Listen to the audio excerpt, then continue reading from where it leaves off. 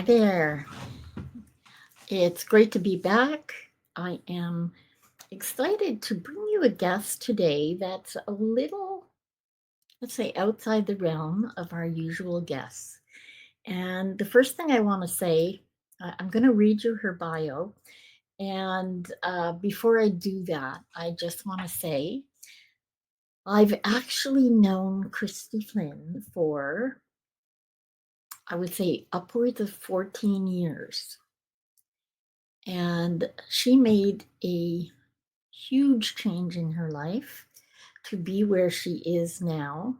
And I have to tell you, I just said to her while we were in the green room, the radiance, the sheer joy that is reflected in every photo I see of her tells me that she is absolutely where she needs to be.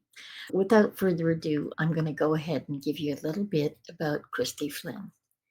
She's a professional evidential medium and psychic, and she helps individuals gain clarity, healing, and alignment through, excuse me, so I stop there, through evidence based mediumship. Combining over 20 years of professional expertise with intuitive insights, Christy offers transformative guidance that empowers clients to navigate life's challenges with presence and love. Specializing in grief support, intuitive readings, and spiritual development, Christy connects with loved ones, people and animals, guides, and the collective spirit to deliver healing, clarity, and direction messages. She also hosts live events, workshops, and speaking events to deepen intuitive awareness and foster personal growth. Through personalized mediumship and coaching sessions, Christy helps clients uncover what's holding them back, release what no longer serves them, and create space for greater purpose and fulfillment. She's dedicated to fostering healing, growth, and transformation, and I am so incredibly excited to present her to you. Hi, Christy. Hi, Elaine. So great to be here with you. Thank you so much. I can't believe it's 14 years. I Incredible. know I was going back and thinking, oh my God. Yeah, it's been a long time. And I know the audience will see right from the get go, you have this inner glow. And I can say that because there was a time where you often appeared stressed. And it was like you weren't quite sure or doing what you were meant to be doing. And I can say Chrissy has always been a kind, considerate, loving individual. So that just, I think, feeds into where she is now. That said, we talk here about suicide loss, ideation, and mental health. And these things can be triggering. I brought Christy in because we want to go beyond just talking about a specific loss or ideation or even mental health on kind of one and one. I want to go deeper, and Christy is exactly the person that can do it and give us an idea of, I don't know if this will be the right way to put it into words, but what comes back to us, what the other side thinks and feels around these topics. And hopefully, this will offer some hope and I guess show us a little more empathy for what until now is often met with silence and stigma and shame. And that's the bigger reason we do the podcast. So I'm going to stop talking. And Christy, I'm going to get you to take it away and give us whatever you'd like. I appreciate that, Elaine. I think what happens is, and I'll just speak to that version of myself I was 14 years ago. I did not know where I should be, coming from the background where I'm very introverted. I'm shy, and that's not the version that I am today. And I didn't think I had anything that had a value because that's what I've been told by could be family members, it could be where I worked, it could be society. And so I stayed quietly figuring out my way. And actually, my mother's passing in 2003 really catapulted me into a place where I saw things in a different way, saw, heard, felt things in a different way. And I saw people for who they were truly were, because when she passed, people pulled away and disappeared. And it's very isolating Yeah. to go through the most traumatic experience of my life. And I felt very alone, but I kept busy. I had a 3-year-old and a 5-year-old at the time. And I thank goodness for that and so many different things or experiences and people that came into my life after that, but definitely some people left or I made that decision for them. Yeah. And my mom has been my biggest supporter ever since.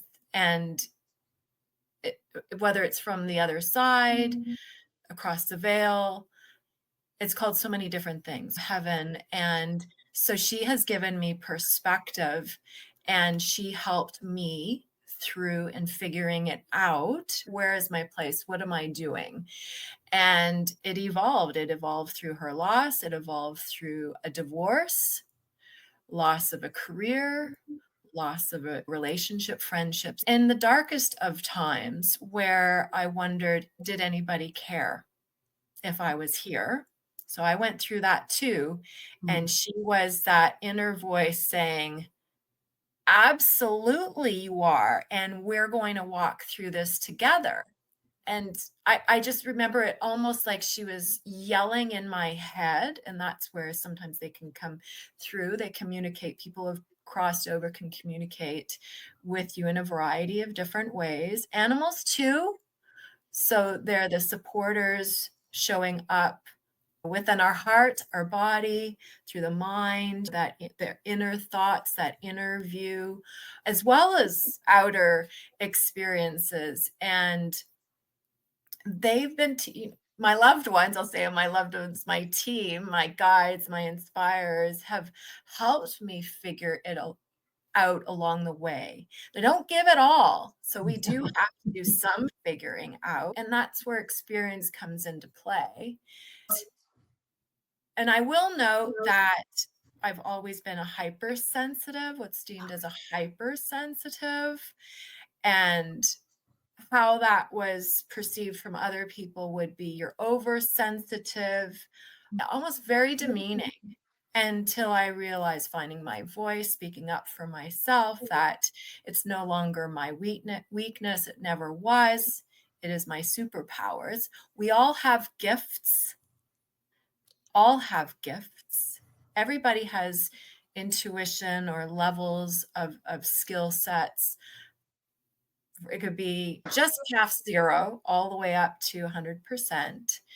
And I'm here to support people when they're going through difficult situations. And I use my life as a blueprint. I know what that's at some level.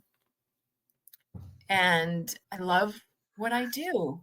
And I say evidence-based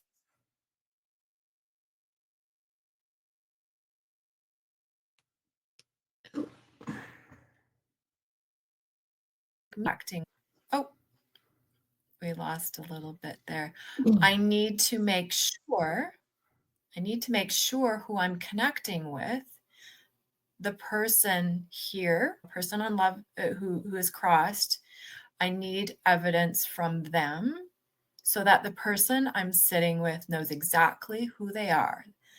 I'll call it their essence, whether Mm. it's physical, emotional, mental, spiritual characteristics that they know, even memories. They want specific things Yeah. that they know for sure it's them. So I'm going to stop you and just ask a question that I'm sure some people have. Was this something you always felt? Was there discussion in your family about the other side, about the veil, about all of this? And or was your mom a psychic or a medium? I love that question. I'm going to back it up to the point where I remember as a child, I was sitting at our cottage, the family dock, and I was just sitting there and taking it all in. We think about how nature nurtures us. And I remember yelling out my name and yelling out just different things, and the echo coming back Mm. as if I already knew there was something there. I didn't know what it was, but I was connecting to something. So I refer to almost as my echo. Where it's coming from, it doesn't matter to me. And then speaking to my family, so my family was actually very religious, and there wasn't a conversation around talking to spirit or loved ones other than God. However, I know for a fact, well, my mother was a nurse. Her mom worked in the nursing field. I know that they were hypersensitive as well. And so she was more open to share with me in a variety of ways after she passed. Significant evidence and proof because I was skeptical as well. It's almost like to see a red bird and know how much that or what that means to everybody here. I didn't know back then. I just knew it was this bird was talking to me. Right. And then when I didn't, I'm like, okay, you give me a bird. Then one day when I was going through a really tough day, I drove up after it was actually when I was going through a divorce, and I drove up to my house as if, "Oh, I don't know how I'm gonna get through this." And there must have been 25 blue jays sitting on my house. Wow. And they're very what's the word? They prefer to be alone, right? Yeah. Solitude birds. And so that was an example of, okay, you don't believe, we're gonna start bringing you some things, some evidence as proof. And yeah, she's been a biggest supporter. I wanna say other people as well, my guides, my animals too that have crossed have been of great support to me. So we consider that I always like to say that we are energy. We're in the physical form here. However, in the law of conservation of energy can never die. It evolves. So the speaking to that I know that they're in a different place, what we call it, what we're comfortable calling that. Yeah. It is very individualistic and yeah.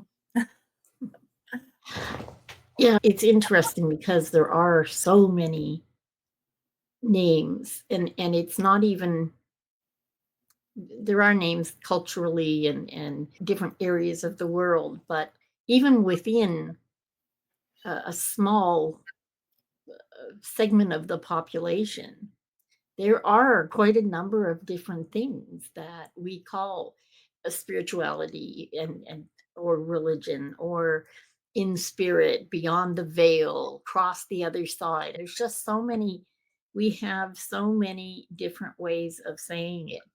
What's interesting is all around the world, we are talking about the same thing. We just have different ways to say it. Absolutely. It's in the art, it's in paintings, it's in sculptures, it's in the stories. How it's still the same. The stories are still the same, which means there's consistent experiences across the globe, across cultures, across time. Yeah. Yeah. I love that. That's the proof. And I'm at that point where I've been helping people for over 9 years. It evolved through my coaching background where they were coming through my coaching session, so it's very obvious to me, and almost them saying, "Okay, when are we going to shift and take a different direction?"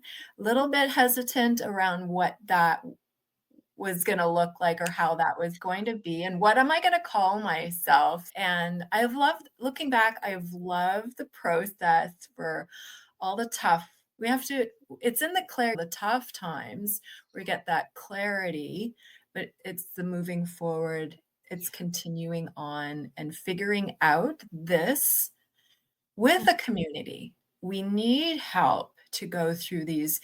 challenging times to advocate for people to tell them, "You don't need to go through this alone. We're going through this together."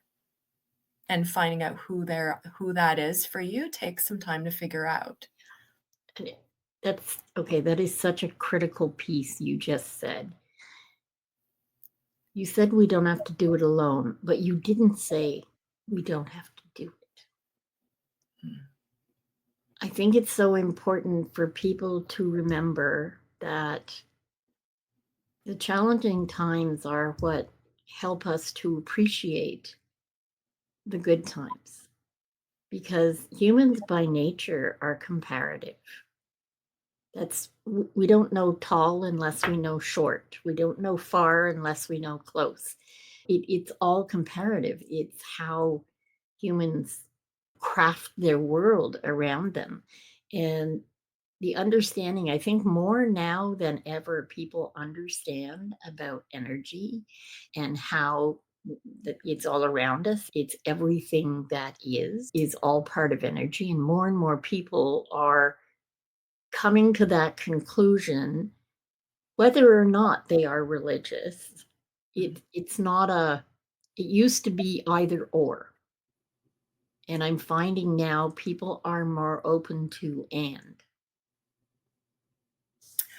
I agree with that, and I have to say that my work and who I was serving actually catapulted after 2020 or during was within 2 weeks in March where things began to shift, and I felt called to actually, teach about it, because what we were told is in my world, well, you can only serve people in person, which I felt wasn't the case because I had already been helping people through Zooms, through Skype, through whatever video FaceTime call, whatever, over the phone that I'm connecting and that's it. Who's telling me how I can do it and how it works is none of my business. Knowing what's true and, for myself is what's important. And 20% of my clientele in that year became men. Wow. And that idea of asking for help was almost it was they were given permission. We Yeah. don't need permission to ask for help. I think that's really important. We don't need permission. I'm struggling here. I'm struggling here. I'm struggling here. Where can I go? Who's going to listen and hold space? So I hold space. I that's such a beautiful way to put it. And I'm older and a baby boomer, and we are the last generation that was all about the stiff upper lip. On top of that, God help us, I'm a Brit. So stiff upper lip, never let them see you crack. You have to you keep everything to yourself. And I grew up thinking I should fight my own battles, and everything had to be, kept in this tight little whatever. And it didn't even matter that I was a girl. I still had this feeling that you couldn't do that. And I've told the story before about us being in Britain when I was 12 or 13. And there was an issue going on with my mom and my dad, and it's something to do with family, and I didn't understand or know everything that was happening. But in the middle of the night, when I got up, my father was sitting on the edge of the bed, and my mother was holding him behind, and his shoulders were shaking. And it totally cracked my world. Mm, Like, this is not supposed to happen. He's my mhm, father. He's the rock. He's and even as that went through my head, it didn't make sense to me mhm. because he's a human being. But it made it hard as a teenager to see him the same for a while. And it's funny how we are brought up with these preconceived notions, and all these 40, 50 years later, I have to remind myself that no, everyone has the same emotions. We have positive and negative emotions. None of them are good or bad. Having them is important because they're meant to flow and go. And hanging on to stuff, particularly for men, makes it so hard for them. And that's partly why they feel they have to ask permission. And very often, they don't want to lose face by asking for permission. And so opening that up, I think, is critically important. And having said that, the- I'm sure that there are a lot of things that you want to tell us that your guides want to share Mm. to give people a little more hope. I'm forever saying a little more hope, but also offer a little direction. And I don't know, maybe it's permission is partly what we as humans look for. What I would like to say to that is I get this imagery right now of one of my guides saying, "We layer up with this armor as a way to protect us," and that idea of what are we protecting ourselves from, right? Because when you throw up this energetic armor, that's not just about who can come to you, but what you can give of yourself. So that idea of, okay, I'm letting that all go. I'm going to show up as true as I can to myself first, without full stop, without concern for what society is their expectations of us. We're here to serve ourselves, our values, checking your values, what's important, honesty, love, compassion, right? They're saying, give love to yourself first in the first place. We need that. Oh, compassion for ourselves. The thoughts, the ideas that are flowing in, are they helpful?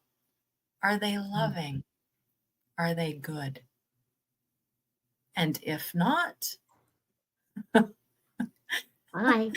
bye. They're not for me. So teaching that to people, and even in developing your intuition of that connection of whomever you want to connect with, we need to be in that place of connection with the best version of ourselves, which is when we're in flow. Yes. In flow, when it can be in the shower, it can be in that early morning, maybe 3 o'clock in the morning or evening, or when you're doing something, you're just so connected and you feel at peace. Go there. So we talk about grounding. That's flow state is grounding. What people typically think grounding or that connection is in meditation Yeah. or in the outdoors. Finding or figuring out, or you already know where you go into that flow where you find a little bit peace and comfort and goodness. If anything you take away from that, what I said is love and compassion, giving that gift of yourself permission to be yourself, let go of the armor, and just show up as you are, because that's who you need to be in the first place. Yeah, that's all. That's so good. It's part of what we talk about here in terms of loss and grief and what have you. It's something that was always part of that armor for me. I wasn't armoring me against them. I was trying to protect them from me. And I see that in others quite often. It's not necessarily trying to protect yourself from those around you. It's feeling that you are you're the problem. Sorry, Taylor Swift, but I said this first years ago. I'm the problem. It's me. Feeling that and protecting those around you from, I guess, you exploding on them or you, whatever that may be. I never had a fully formed understanding, or anyone I ever talked to had a fully formed understanding of what it was we thought might happen.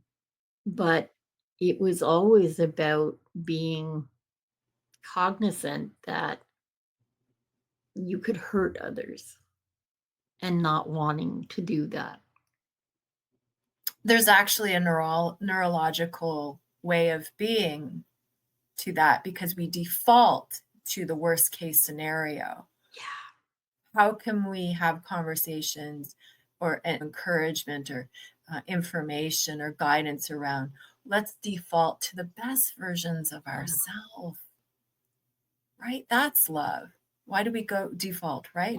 We go to the worst. We go to the worst. We're Yeah. worry, and the worry, which is without presence, Yeah. because worry is about the future, what can happen, Yeah. and being wanting to control our environment, so we just push others away or disassociate. So how can we do the opposite of stepping in and showing up with love and being okay? Maybe I wasn't so what's perfect anyway? Yeah. I've often said if humans were perfect, there'd only be two of them. Right? Yeah. What's the point What of is more? that? Yes. And I I know, realize it's a very simplistic view, but and that's why I think social media does us a disservice, because we're getting that perfect view of everything. yeah. And what if I were to stumble here and maybe something happened? Oh, that we are not living in a perfect world, that No, things can happen, and we just go with the flow and move along, yeah, giving ourselves permission to move along. that's I good. think we can talk for this. Great conversation. I love all of this. And what I've learned from in my conversations with people who have come to me, they never give me anything. By the way, when people come to me, all I know is I'm meeting with so and so in my sessions, and then we sit down, and then I also, sorry about that. The We had a little, connection there is kind of off. We had a little bit of a glitch. yeah, So I'll restate that again. When I meet with clients, all I have is their name. I don't have anything else.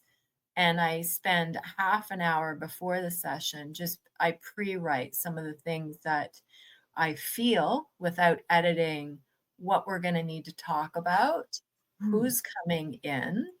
So they'll come to me, people, loved ones in spirit will come to me, the collective consciousness will come to me to give me a little bit of guidance about what we need to talk about. And so when I sit with my client and we go into that conversation, and I'll get a feeling for what has happened, so I know. And they'll say this idea of, I know it's complete suicide, or I get accident mm, often. And Yeah. we'll talk about, I'll share what they mean by that, because some people, when lots of young children come to me and Yeah. people of various ages who have crossed in that way, is that they feel completely embraced and loved and supported. So immediate crossing, surrounded by their loved ones, surrounded by that, imagine that sense of oneness, like a rainbow love, like immense love. And they feel, oh, I can be myself now. And I also can understand from the loved ones that this person is being embraced, and a little bit of therapy as they're transitioning from the place of the physical to the spiritual. And that idea, there's all compassion, nothing is wrong, nothing is wrong with them. And so they can also, the loved one, a particular loved one, I remember a young man, he say, I'm a better version of myself now. And I'm going to take what I've learned to help those who cross over this way. So they become helpers. I also feel that they all can see, oh, as their version that they were here on the earth, that, oh, I wish I had been more loving and compassionate with myself. I wish I had have asked for the help or acted on it in a more compassionate way and gave myself permission to have that. So some tell me, no, this was the right way, this was my journey. And then some say, next time I come back, you have that idea of what's the word, what I want to say, where you come back into another time. Karmic. Yeah. That's probably not the right word. Oh, there's another word and it's not coming to me. Anyway, so talk about imperfection. It'll come to me. They come back around in review and tell me that they will come back again in a better version of themselves. That idea of better with Right. wisdom. Right. Reincarnation. Yes. Reincarnation, that was the word that I was looking for. And I do have a background in, there's actually a third version of who I'm connecting with. I worked for missing person cases with the Find Me organization in the States. I worked on many cases on my own. I don't do that anymore.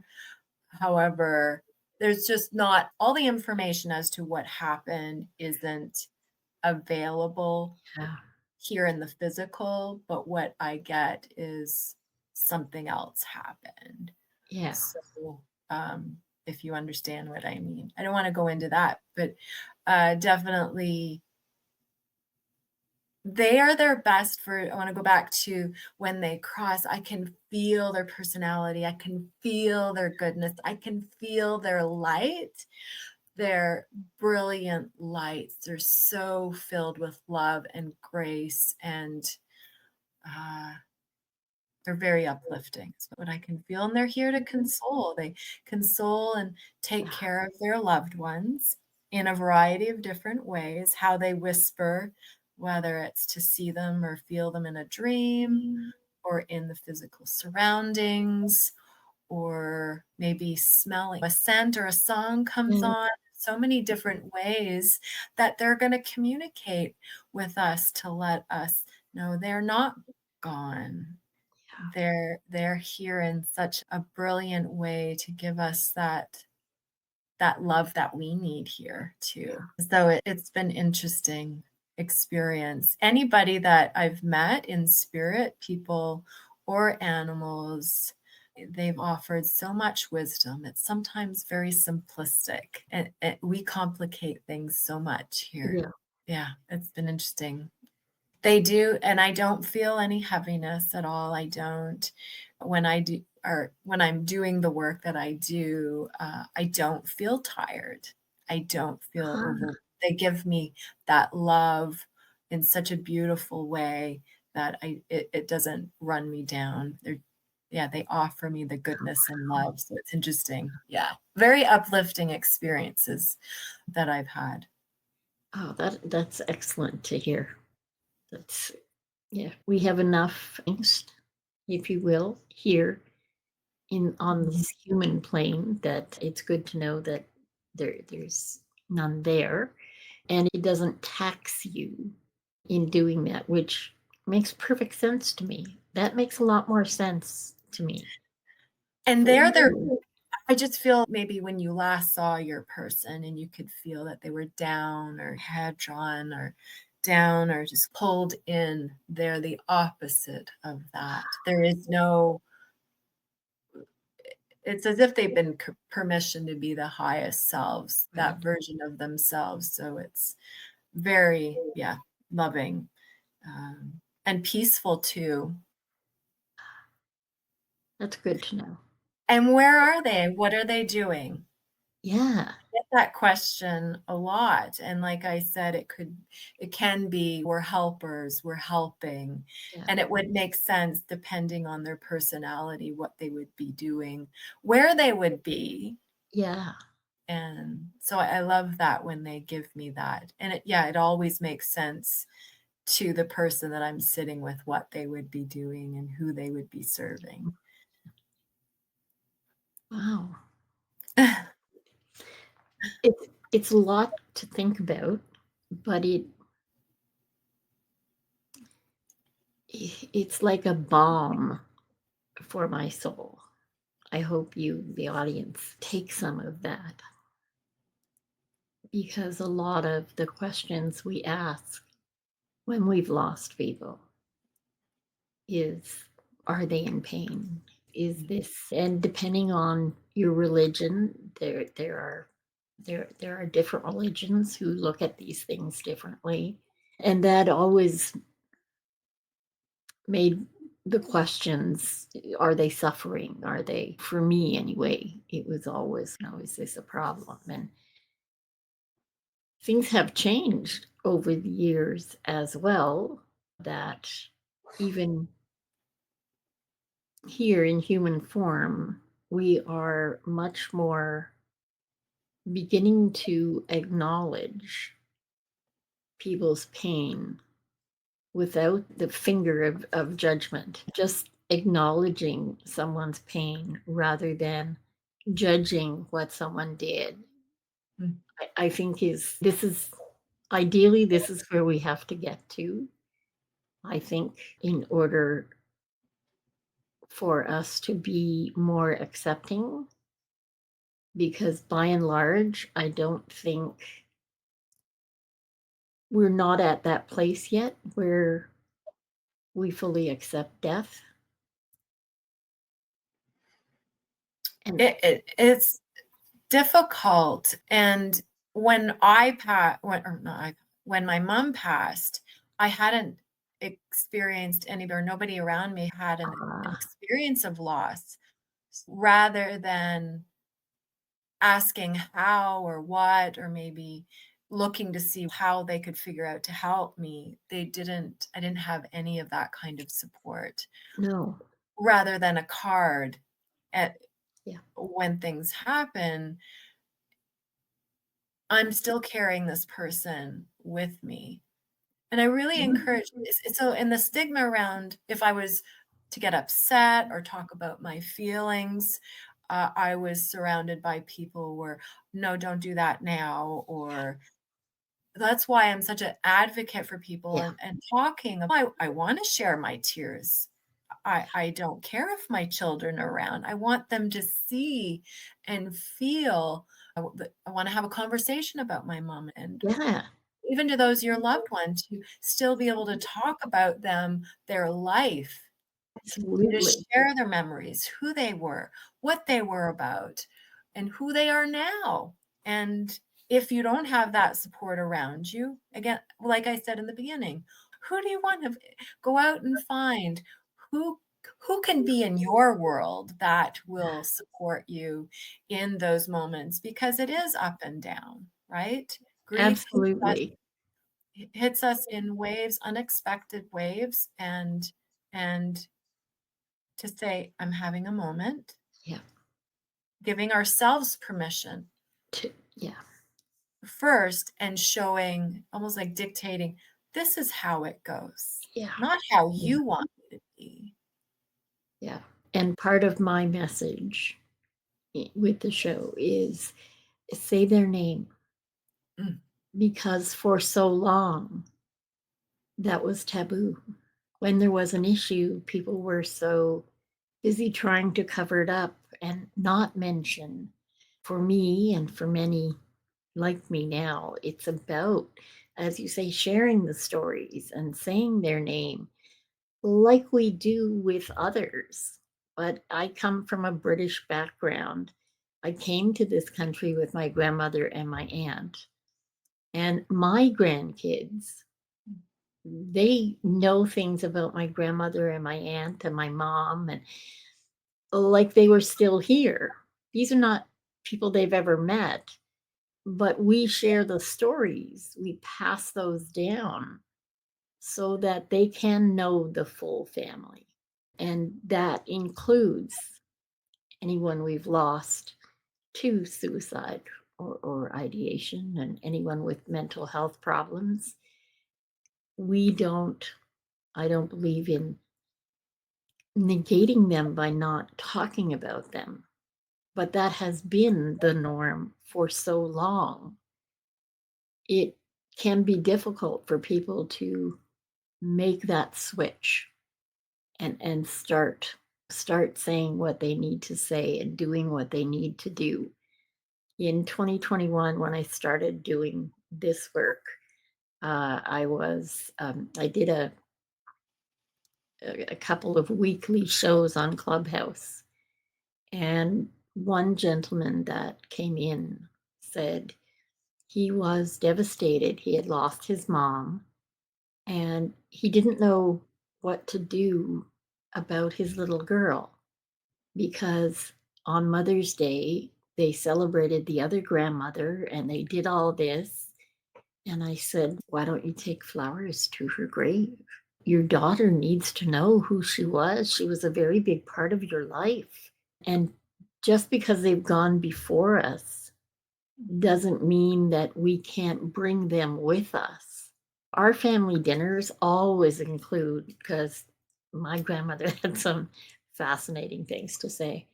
And now we have my mom, we have my sister, mm, we have a lot of family that are on the other side.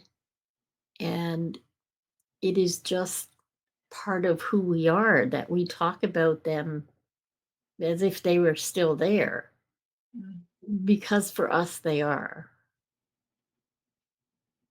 I completely agree with you with that. It reminds me of a session I did with a gentleman. He was with the military, Mm. completely different person from the time he walked in until we were in the middle of our session. But his son had passed through suicide, and he had another son, and he was saying, I don't know how to carry on. We used to always do organize uh, summer fishing trips.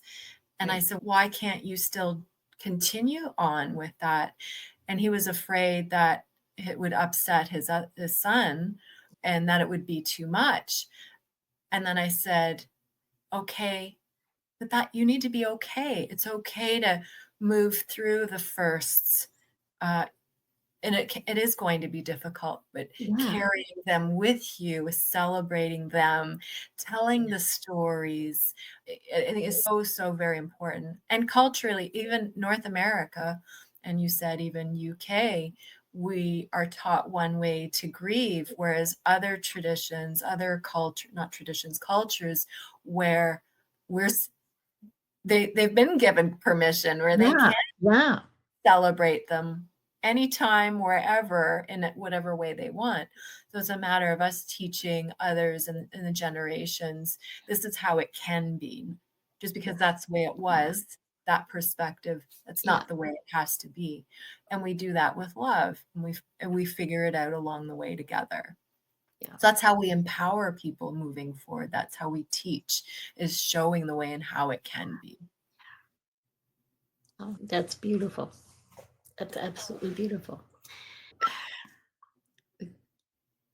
If you were to leave the audience with one tidbit of wisdom or something that your guides want us to know, what would that be? It's okay to ask for help.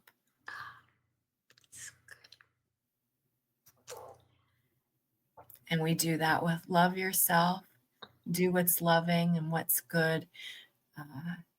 Other people may not understand. And like I said, going to that help that feels right and good for you. And that's still going to be a journey because sometimes you can go for help and you don't feel that connection. Okay.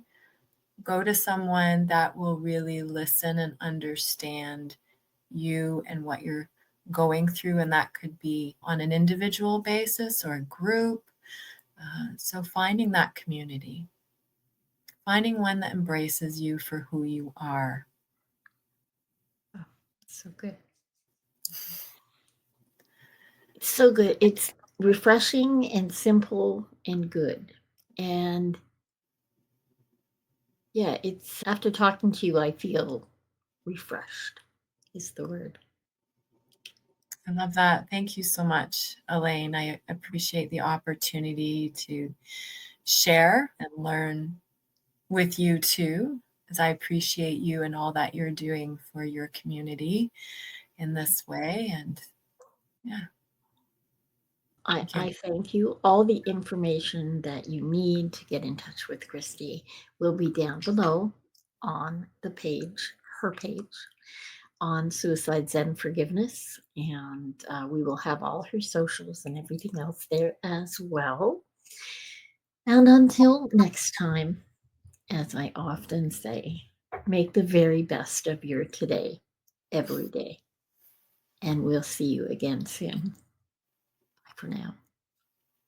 Thank you for being here for another inspiring episode of Suicide Zen Forgiveness. We appreciate you tuning in.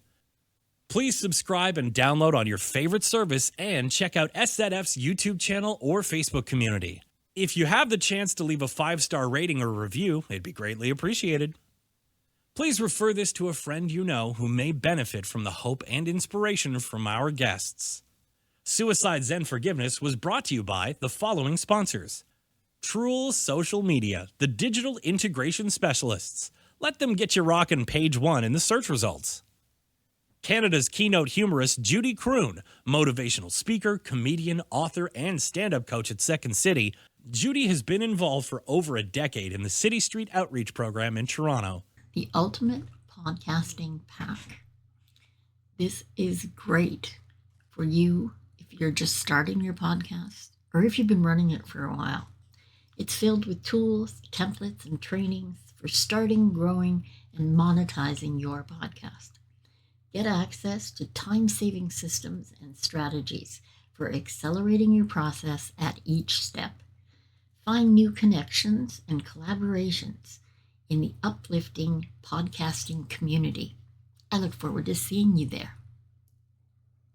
Do you have a story to share? Do you know someone you think would be a great guest? Please go to szf42.com. And for our American listeners, that's szf42.com. Thank you for listening, and we hope to see you again.